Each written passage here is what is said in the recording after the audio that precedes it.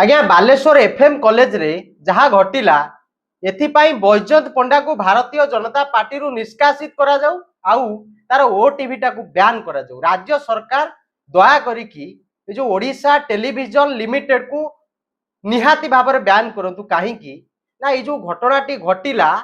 तार 8 दिन पूर्व बैजयंत पंडांकर ओटीवी रे खबर बाजी थिला जे से झियो निजे कहूची जे आज्ञा मते न्याय दरकार मो सहित अन्याय हेची जदि मते न्याय न मिले ताले आज्ञा मु सुइसाइड करिवि से झियो निजे कहिची। ताहले एई जो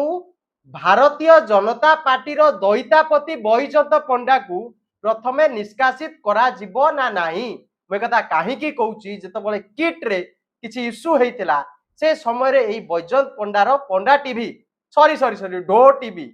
से आज्ञा कुकुर भली जेतबेले भुकुथिला आ तार ऑफिस टाकू किट पाखकू चेंज करी नै जाइतला आ सटी आज्ञा छप तकिया पकई की सोउथला एबे सीए भूली जाइची जे बालेश्वर रे भी राजनेता अछंती बालेश्वर भी राजनीति करुथिबा नेता अछंती मंत्री अछंती विधायक अछंती सांसद अछंती। ओहो एटा आज्ञा जदि किट रे हबा सेथिरे राजनेता संश्लिष्ट आ आज्ञा जदि बालेश्वर रे हला सेटा आज्ञा से अध्यापक आउ प्रिंसिपल दायी हाँ प्रिंसिपल आउ अध्यापक दायी किंतु 6 मास हो गला कहीं आपण न्याय दे पारलेनी। बैजयंत पंडा करुथला कोन दिल्ली रे बसतला ओ टीवी की खाली कहूथला आज्ञा से अछुत सामत आउ किट विरुद्ध कोन अछि बजई चलो नाही तमर योग्यता नाही एमपी रहिबारे।